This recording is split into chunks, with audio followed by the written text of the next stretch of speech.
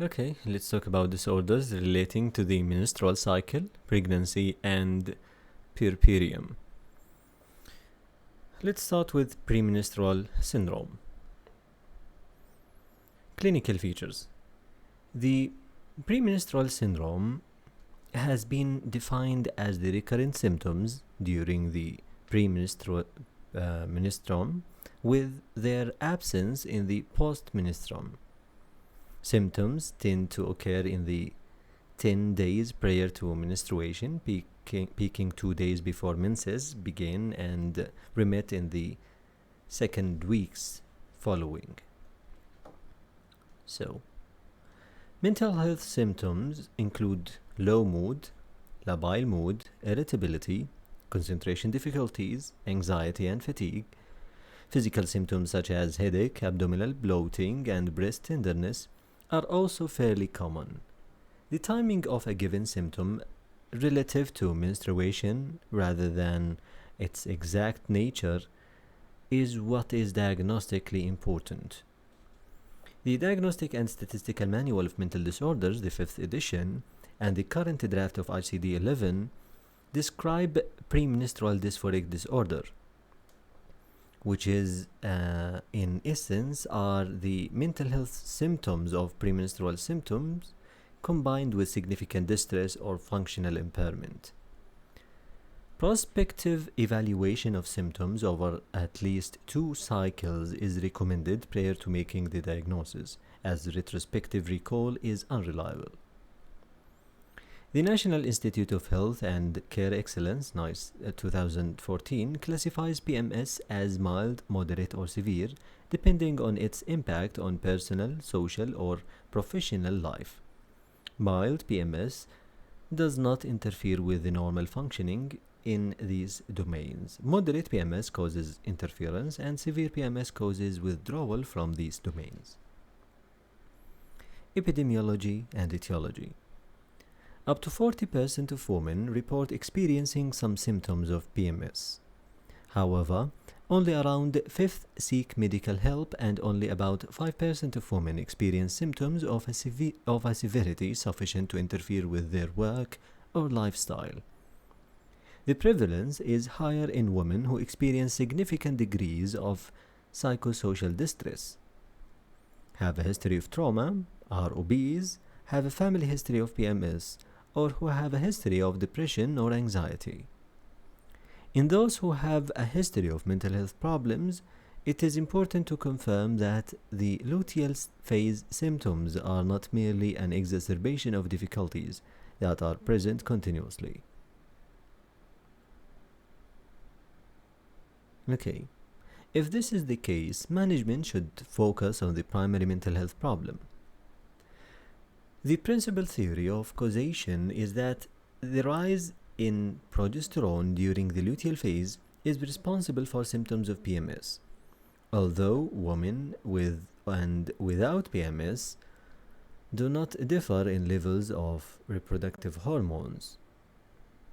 There is some evidence that those with PMS are more sensitive to given level of progesterone. The responsiveness to progesterone is probably influenced by serotonin, which normally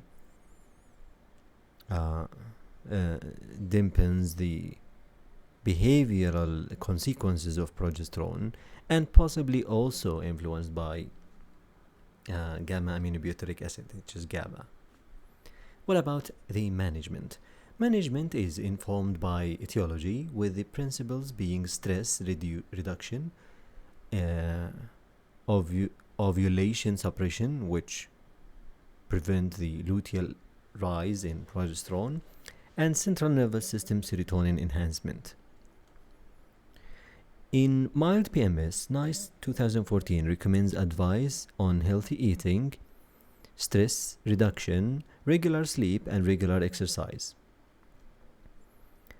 In moderate PMS, NICE 2014 recommends new generation combined oral contraceptive, like first-line treatment, are those containing the progesterone drospirenone.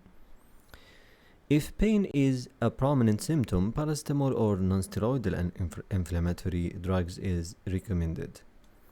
If the patient is interested in psychological intervention, refer for cognitive behavioral therapy. In severe PMS, which would include anyone with a diagnosis of premenstrual mood dysphoric disorder, the strategies for moderate PMS should be trialed first, and selective serotonin reuptake inhibitors tried if these are ineffective. This can be given either continuously or during the luteal phase only, days 15 to 28, stopping on first day of menses.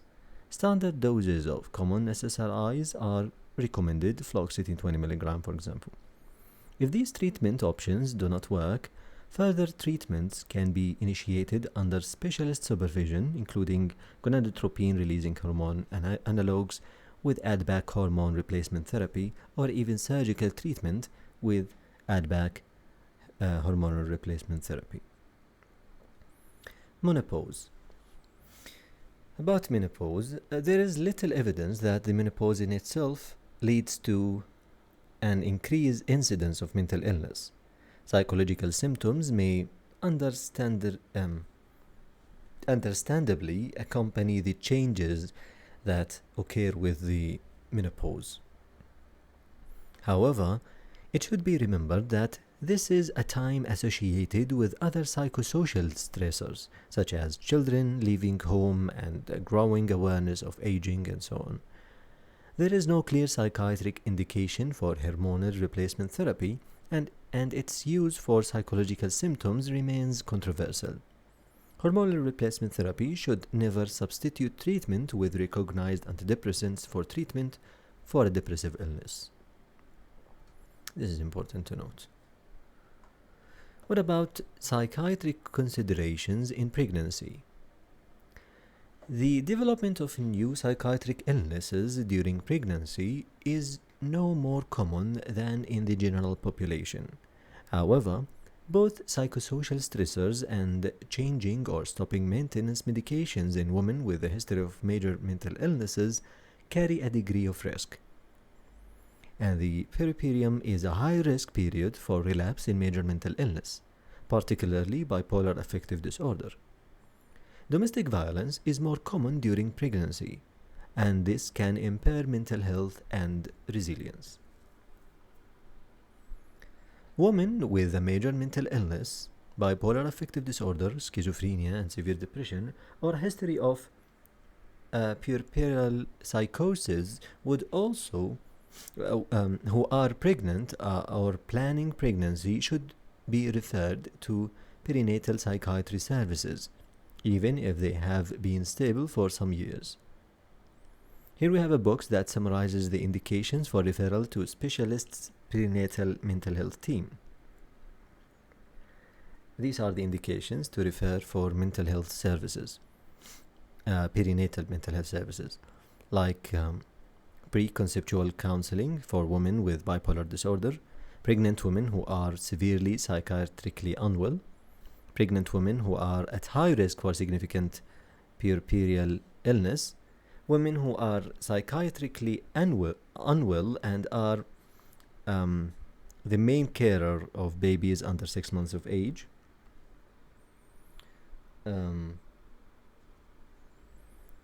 and of course pregnant women with harmful or dependent use of substance including alcohol should be referred to a specialist substance misuse team. Okay.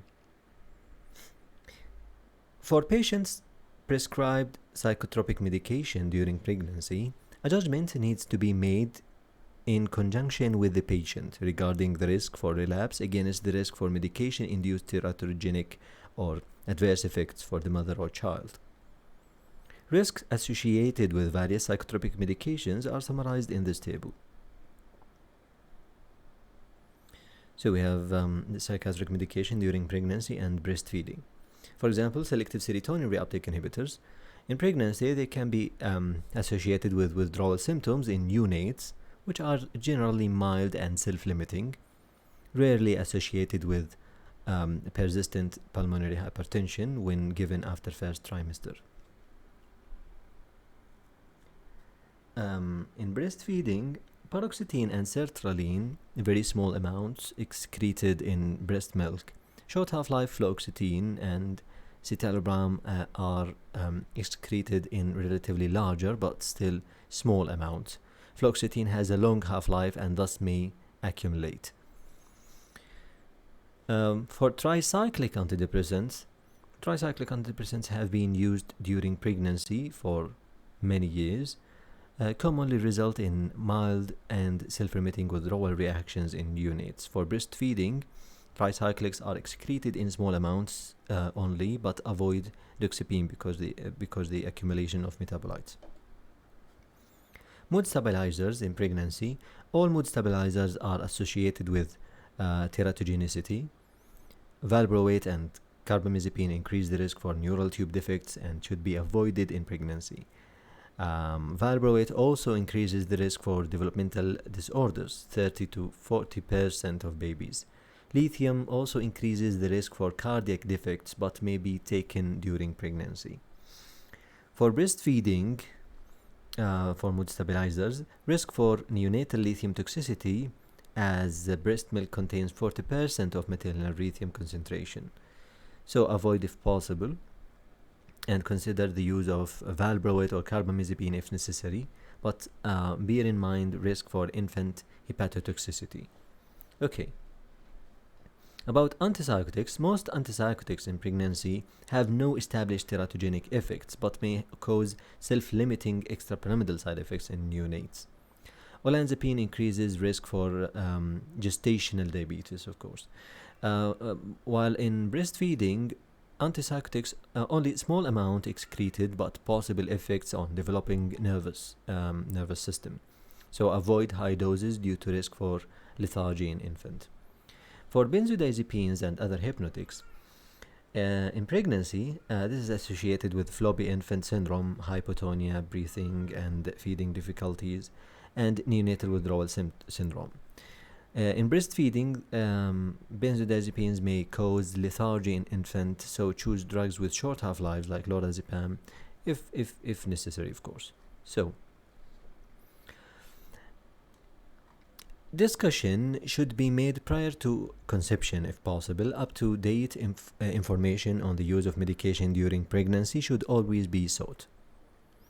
There is an increased incidence of adverse life events in the weeks prior to a spontaneous abortion or miscarriage. Following miscarriage and termination of pregnancy, there is an increased risk for adjustment and bereavement reactions. In addition, the risk for puerperal psychosis remains. Hints and tips. It is easy to be put off by the potential consequences of medication on a developing fetus, but remember that a psychiatrically unwell mother is harmful for a baby's gestation and infancy also. Risks of stopping medication often outweigh risks of continuing. This decision needs to be made in conjunction with the patient and any partners or family the patient wishes to involve. General principles of prescribing in pregnancy are: use the drug with the lowest known risk to mother and fetus. Use the lowest effective dose.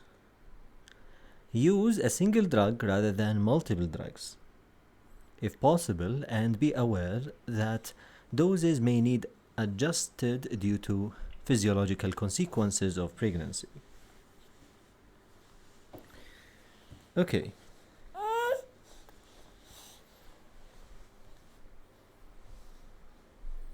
Hints and tips. Pseudo-sciasis is the rare condition when non-pregnant woman has the signs and symptoms of pregnancy, like abdominal distension, breast enlargement, cessation of menses, enlargement of the uterus. Kovad syndrome describes the condition in which men develop typical pregnancy-related symptoms during their partner's pregnancy, like morning sickness, vague abdominal pains, or labor pains. Both of these conditions are psychosomatic and should be distinguished from delusions of pregnancy. Pseudosciasis and delusion of pregnancy may occur together. So pseudosciasis is related to women, while Kovad syndrome is related to men. Another hint.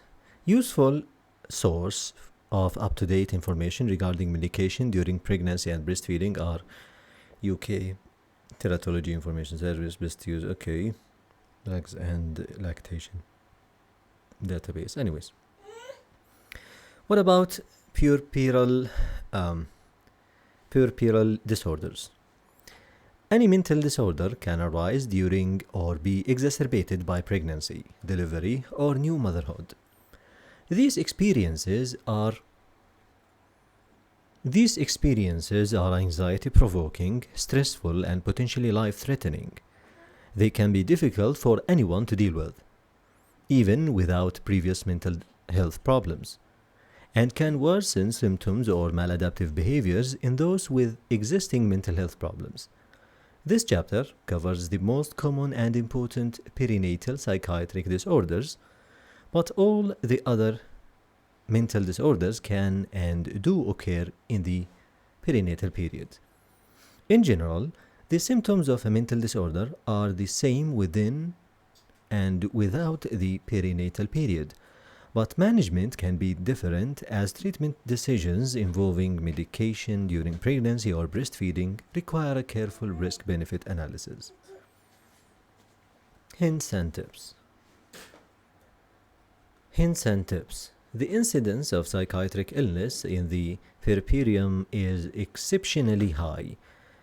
In a primiparous woman, there is up to 35-fold increased risk for developing a psychotic illness and needing hospital admission in the first month following childbirth. Women with bipolar affective disorder have a 40% chance of relapsing during the postpartum period, with 20% experiencing a severe relapse. This emphasizes the importance of close vigilance in the postpartum period, especially in women with a personal or family history of mental illness. Postnatal blues. Postnatal blues, also known as maternity blues and baby blues, this occurs in up to 50% of postpartum women. It presents within the first 10 days post-delivery. Symptoms peak between days 3 and 5, and it resolves within 2 weeks. Okay. It is characterized by episodes of tearfulness, mild depression, or emotional lability, anxiety, and irritability. There appears to be no links with life events, demographic factors, or obstetric events, which is suggestive of an underlying biological cause.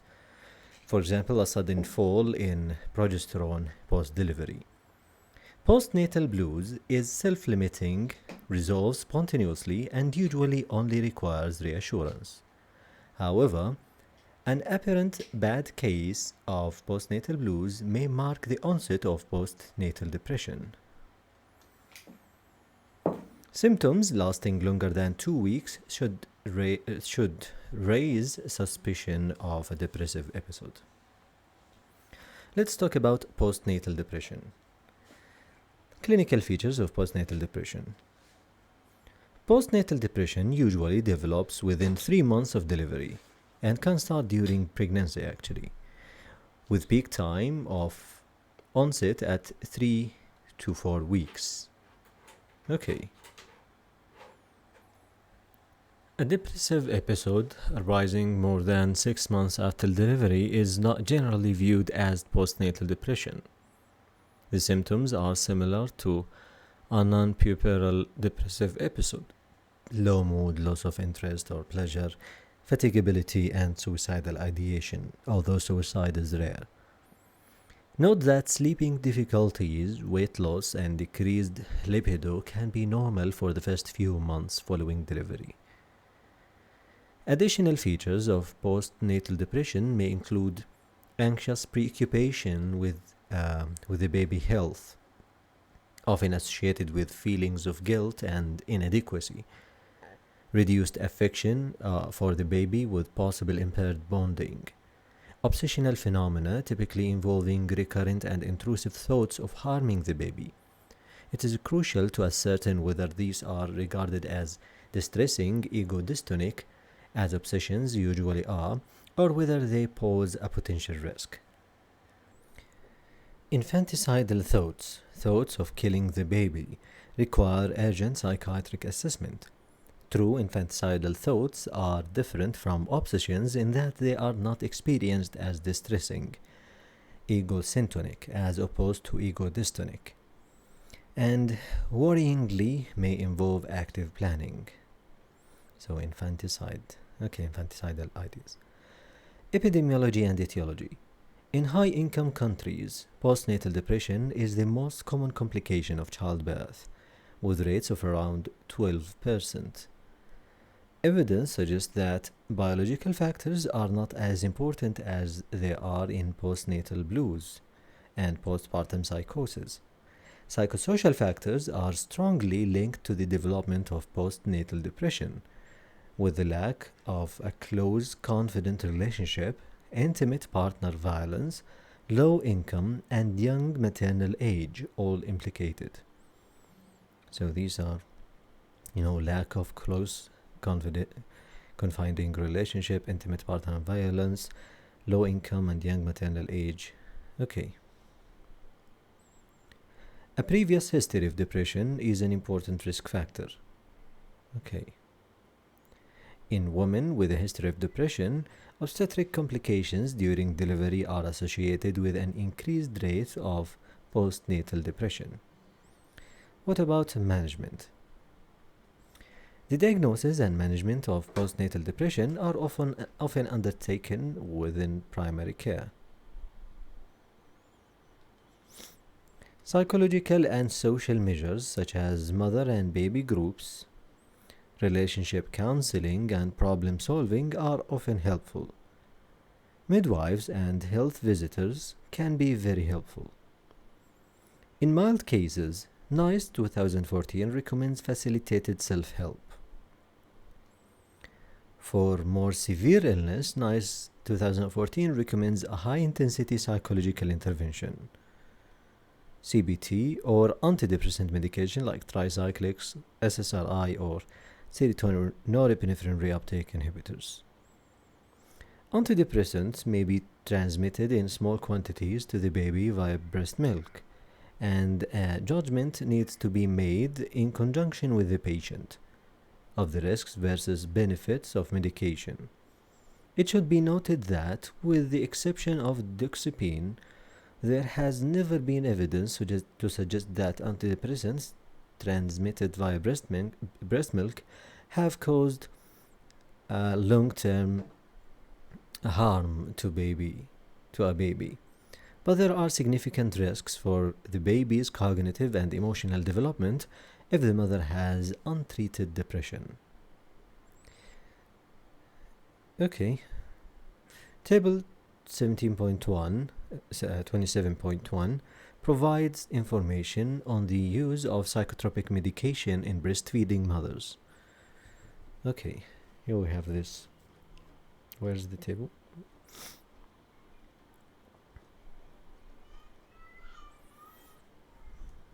Okay, we've talked about that actually. Mothers with severe postnatal depression with suicidal or infanticidal ideation may require hospital admission, with the baby to a mother and baby unit usually being preferable. Electroconvulsive therapy may be indicated and usually results in a rapid improvement, which is important to allow the woman to resume contact with the baby as soon as possible. Remember that the assessment of the infant's well-being is an additional part of the comprehensive psychosocial and risk assessment. Okay. Hints and tips. If a woman has been on an antidepressant during pregnancy, Do not change after delivery to a different antidepressant that is better for breastfeeding. Doing this means the child is exposed to two medications, okay, instead of one. The fetus is exposed to far greater levels of antidepressant in utero than levels transmitted in breast milk. So if they are healthy and at delivery, they are unlikely to be harmed by further lower exposure. Okay. Prognosis. Most women respond to standard treatment and episodes resolve within 3 to 6 months. However, some patients have a protracted illness and may require long-term treatment and follow-up. Women who develop postnatal depression have around a 40% increased risk for developing a similar illness following childbirth in the future. Okay. Postnatal depression is associated with disturbances in the mother-infant relationship, and this can lead to problems with the child's cognitive and emotional development. Red flag. Suicide is a leading cause for maternal death, even though it is fortunately rare, 1 in 100,000 pregnancies. About 60% of cases were experiencing a severe affective or psychotic illness at the time of death. Always ask about thoughts of suicide in a new mother who is mentally unwell. Okay. What about perinatal anxiety disorders? Clinical features. Anxiety disorders in the perinatal period present very similarly to anxiety disorders outside the perinatal period and can include generalized anxiety disorder, obsessive compulsive disorder, phobias, and post-traumatic stress disorder, which may have onset following a highly distressing delivery. Tocophobia is a specific phobia of childbirth and can be primary in nulliparous or secondary, often following a difficult first delivery. Anxiety disorders can occur on their own or comorbidity with depression. Epidemiology and etiology. Anxiety disorders occur in around 13% of women who are pregnant or postpartum. Many of these disorders arise prior to pregnancy rather than being triggered by it. However, there is some evidence that the risk for new-onset obsessive-compulsive disorder is increased postpartum, approximately doubled. Risk factors for potential anxiety disorders are unclear, but are probably similar to those for anxiety disorders outside the perinatal period. Combined with the natural increase in anxiety that responsibility for a vulnerable new infant brings. About the management. The diagnosis and management of perinatal anxiety are often done within primary care. As with postnatal depression, midwives and health visitors can be very helpful in identifying psychosocial supports, such as community groups and classes. The first-line intervention in all cases is a psychological therapy. That is the NICE Guidelines 2014. The nature of the therapy depends on the type of anxiety disorder and its severity, following the general NICE guidelines for adults. Medication may also be required, particularly if a woman is already taking this or has required it in the past. Prognosis. With the exception of post-traumatic stress disorder, anxiety disorders tend to be chronic, relapsing remitting conditions. Anxiety disorders during pregnancy are a risk factor for postnatal depression. Perinatal maternal anxiety is associated with altered stress-induced cortisol responses in 7-month-old infants and subsequently in adolescents, potentially influencing the child's own risk for anxiety and depression. Failure to bond. Some women struggle to form a loving bond with their baby. Mothers at particular risk include those whose own mother-infant attachment was insecure. Women who experienced childhood neglect or sexual abuse, and women with perinatal psychiatric difficulties, like postnatal depression. The woman may seek help, or difficulties may be identified by a health visitor. Management is to involve an early years service who can provide guidance to the mother regarding positive infant interactions. Okay, let's talk about postpartum or puerperal psychosis. Clinical features. The postpartum period is an extremely high-risk period for the developing of a psychotic episode. Postpartum puerperal psychotic episodes characteristically have an abrupt onset with rapid deterioration.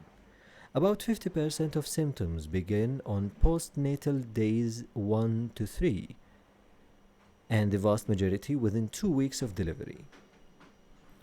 Episodes typically begin with insomnia, restlessness, and perplexity, later progressing to suspiciousness and marked psychotic symptoms, often with content related to the baby. The symptoms can be polymorphic and frequently fluctuate dramatically in their nature and intensity over a short space of time. So we start with insomnia, restlessness, and perplexity. Okay, then to suspiciousness and psychotic symptoms. Mood symptoms are prominent and can comprise elation, depression, or both, mixed affective state. Patients often retain a degree of insight and may not disclose certain bizarre delusions or suicidal or homicidal thoughts. Red flag. Postpartum psychosis is a psychiatric emergency. The rapidly fluctuating nature of symptoms means that a very cautious approach to management needs to be taken. A person who seems reasonably well at interview could deteriorate rapidly. Admission is required in all cases. Epidemiology and etiology. Postpartum psychosis develops in about 1 in 500 childbirths. It occurs more frequently in primiparous women and those who have a personal or family history of bipolar affective disorder or postpartum psychosis. If a close family member has bipolar affective disorder, the risk can be as high as 15 in 500 childbirths. Okay. Psychosocial factors seem less important, unlike in postnatal depression. Occasionally, a postpartum psychosis may be precipitated by an obstetric complication like preeclampsia, puerperal infection, or medication. Delirium secondary to such complications is an important differential. Here we have a box that summarizes the risk factors for postpartum psychosis. Let's go to that. Here we have some risk factors for postpartum psychosis, like previous postpartum psychosis, history of mood disorder, particularly bipolar affective disorder, and family history of postpartum psychosis or bipolar affective disorder, primiparous, and delivery associated with cesarean section or perinatal death. About the management, postpartum psychosis is a psychiatric emergency. The assessment of the risk for infanticide and suicide is crucial. Concerning symptoms include thoughts of self-harm or harming the baby, severe depressive delusions, belief that the baby is or should be dead, common hallucinations instructing the mother to harm herself or her baby. Okay, hospitalization is invariably necessary, with joint admission to a mother and baby unit being preferable when the mother is able to look after her infant under supervision. Detention under mental health legislation may be necessary.